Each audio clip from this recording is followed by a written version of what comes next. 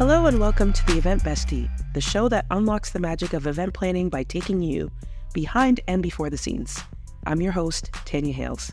In today's episode, we're back with a mailbag of stories and conversations, all things events that have had the internet abuzz, from the Olympics to charging your wedding guests. You're on the move, so let's start the clock and get right into it. Act 1, the Olympics. Like many, I was glued to my TV for 16 days in August to watch the Summer Olympiad in Paris, France. The last one, postponed due to the pandemic, still felt very subdued, probably due to what was happening on the home shores of many participants. But Paris said, Lumière, action de la caméra. The city of lights, love, and chocolate pastries did not waste a moment to bring us the flair that we expect from Les Parisiennes. This segment really should have been brought to you by Duolingo and my high school French immersion education. From the athletes sailing down the Seine in the rain to the Queen Celine Dion performing for the first time in 4 years in the middle of the Eiffel Tower. Honestly, they really should just host every Summer Olympics from now on. LA may have the Hollywood advantage, but they have huge shoes to fill, even though this will be their third time hosting it. The Olympics is one giant event, so you know I looked at it through a lens of being an event nerd, and I did some digging. The Paris 2024 Olympics cost around $9 billion, only 25% over their initial budget, which all things considered, I feel like 25% budget overage is pretty common for most events. This one just happens to have an overage of the billions? Millions?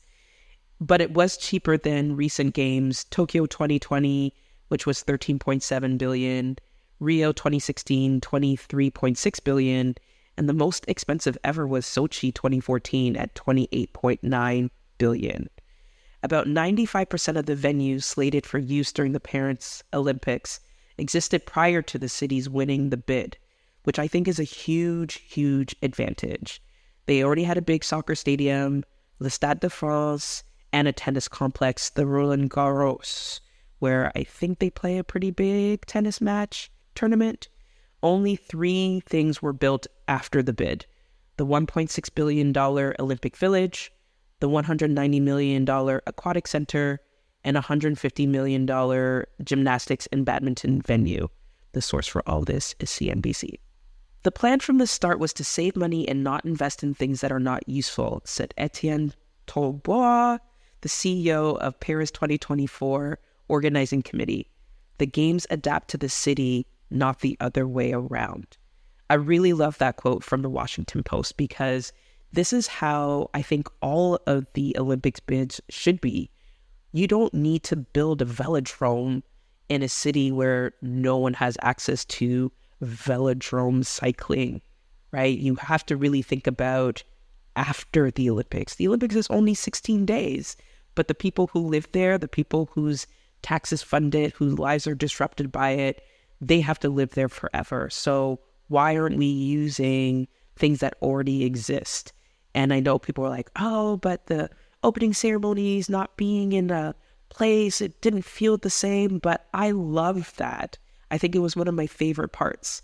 France also retrofitted existing venues specifically chosen for their proximity to transit, which we love, and set up temporary spaces that showcase their landmarks.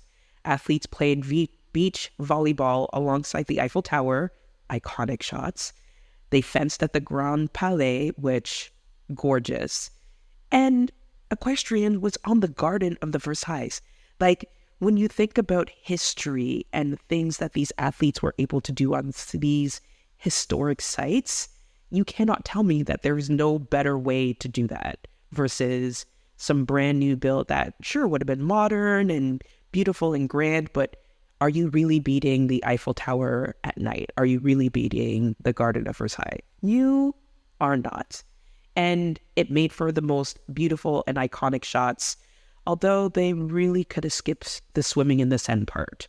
But, you know, no one else is perfect. Going back to the budget for a second, I pulled from the official Paris COC website. I told you guys, I'm an event nerd. Almost all, 96% of the budget to organize the Paris 2024 Olympic and Paralympic Games comes from the private sector, namely the IOC, partner companies, the games ticket office, and licensing.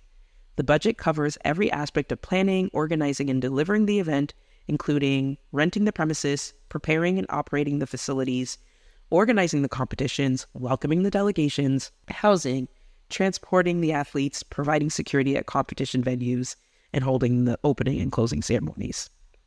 I bring this part back up because we'll be talking in future episodes about sponsorship and budgeting, which is the number one question I get from entrepreneurs who are trying to plan their own events. P.S. If you aren't watching the Paralympics right now, you are definitely missing out on some of the most amazing, incredible sport competitions. And I gotta say, shout out to the streaming era that we now live in, because between Peacock and their Gold Zone and CBC Gem in Canada and BBC, now more than ever, people are able to tune in and watch things that they probably would have never watched before or wouldn't have made it to general cable, right? Back in the day, sure, we all watched track and field. We all watched,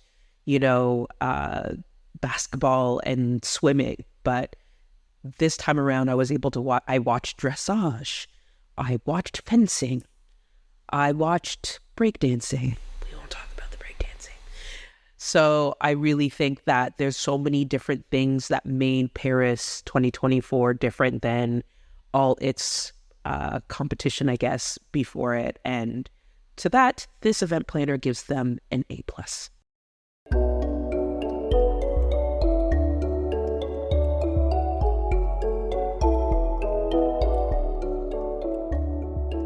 Act 2, Weddings Gone Wild.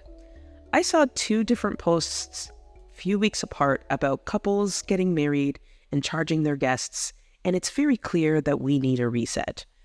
The saddest part is there are multiple posts across Threads and TikTok that I could even be referencing, so it seems like we have a wedding epidemic on our hands. From a New York Times article, Would You Pay to Attend a Wedding?, it opens with a man claiming to be confused as to why no one is paying his wedding fee. Hassan Ahmed, 23, is charging his guests $450 for a ticket to his wedding next year in Houston, where he lives. Mr. Ahmed says he hasn't heard back from many of his 125 wedding guests, but he has already spent over $100,000 on the wedding, including deposits for the venue, the DJ, and the photographer. In a video on TikTok, he said he's confused by the response, noting that many of his guests had spent more money on Beyonce or Chris Brown tickets. Hassan, you don't know me. I'm just some girl doing a podcast up in Toronto.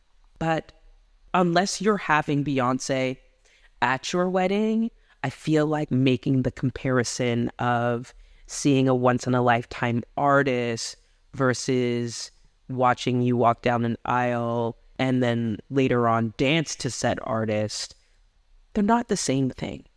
Also, if you cannot afford a $100,000 wedding, and most 23-year-olds probably can't, I feel like the confusion is, why are you throwing a $100,000 wedding? I'm just asking for a friend. But it gets worse, y'all. Same article.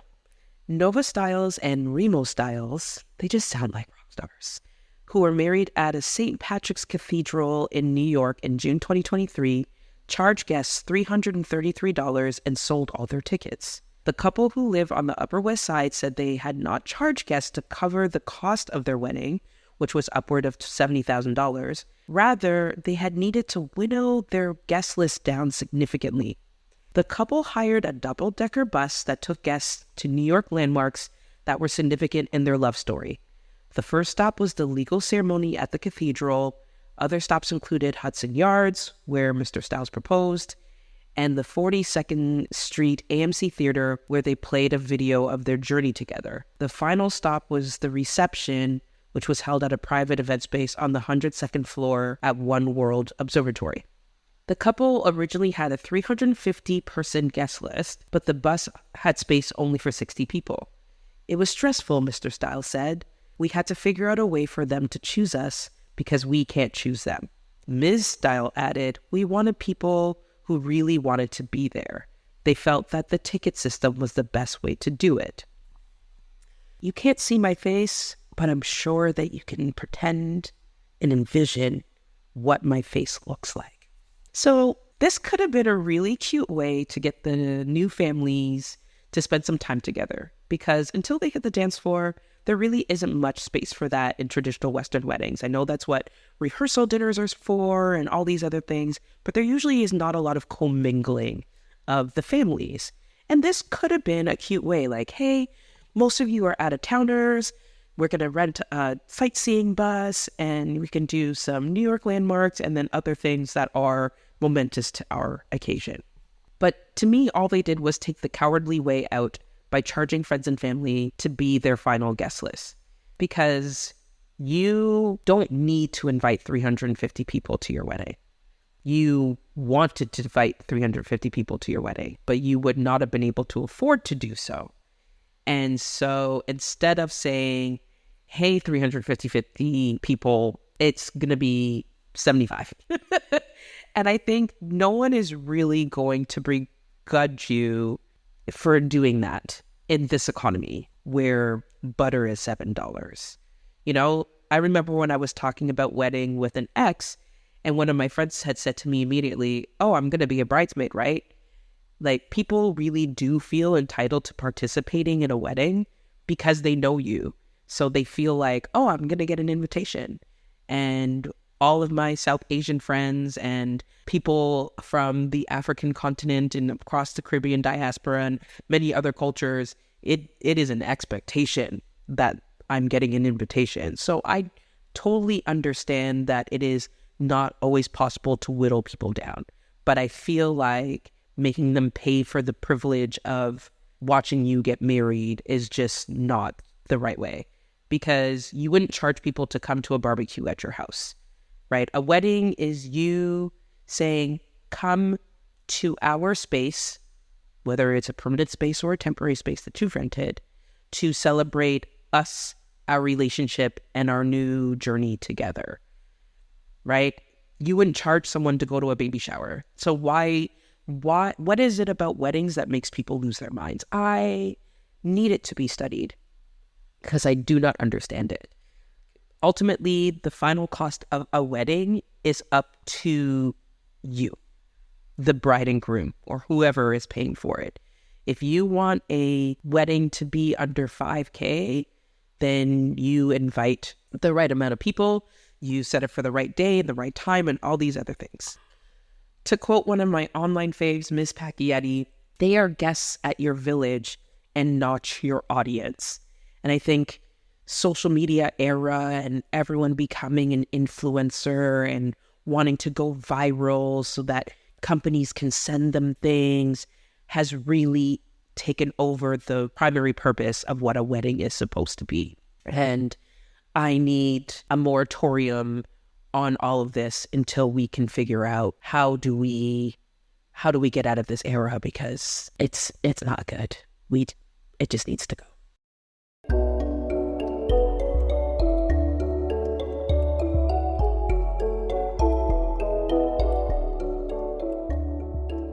Act 3, it's Film Fest season.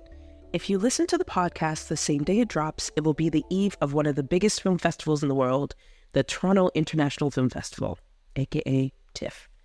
Considered one of the big five, Venice, Cannes, Berlin, Toronto, and Sundance, Time wrote it had grown from its place as the most influential fall film festival to the most influential film festival, period. We love that for Toronto. The annual festival descends upon Toronto every September and hosts around, 480,000 of our closest friends and filmgoers, and shows over 400 films over the course of 10 days. It's a lot. It's not a marathon. It's definitely a sprint. The festival's People Choice Awards, which is based on audience balloting, has emerged as an indicator of success towards award season, especially at the Academy Awards. And I think this is something that I'm particularly proud of with TIFF. Like, yes, we know there's a lot of tourists that come in for TIFF and participate. Of that 480,000, I would say, a good 40% are from out of town, which really means, Toronto is a good picker of movies, to, make it a technical term.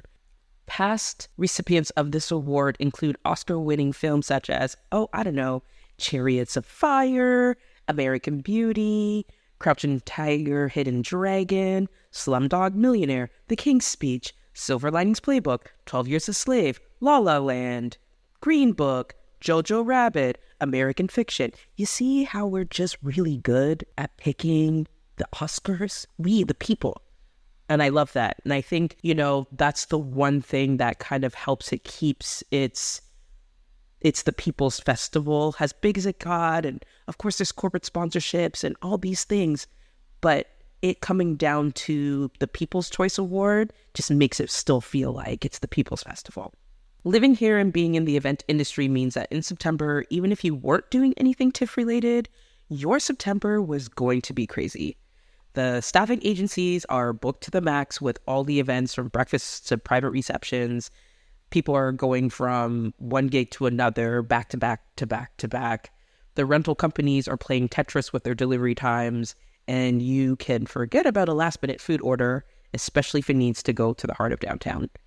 I have many fond memories of TIFF and TIFF-adjacent events, from theming the closing night gala to match the old-school British theme of the movie. We served canapes out of those old-school 1940s suitcases. That was a nightmare in of itself. We won't talk about it. To scouring the city for orange ties to put on the servers, the signature color for the festival, to being in awe of the heartbeat of the festival, its volunteers. I mentioned in episode 1 of the podcast the power of volunteers for large-scale events, and TIFF is the perfect example. And I'm pretty sure I used TIFF as the example in that episode. Over 3,000 people give up their time to support this iconic event, doing everything from crowd control to being tourist ambassadors. There's so much that goes into corralling the moviegoers and those seeking to see the celebrities, say that 3 times fast, and definitely hope to chat with someone someday on the inside just on how it all comes together. #goals. And that's a wrap for this episode. Thank you so much for listening. If you liked it, slide over to that subscribe button so I know it's real. If you see anything on the internets that's worth me chatting about in a future Mailbag episode, definitely tag me, the Tanya Hales, or the Event Bestie Pod on Instagram. Until next time, we'll keep the red carpet ready for you.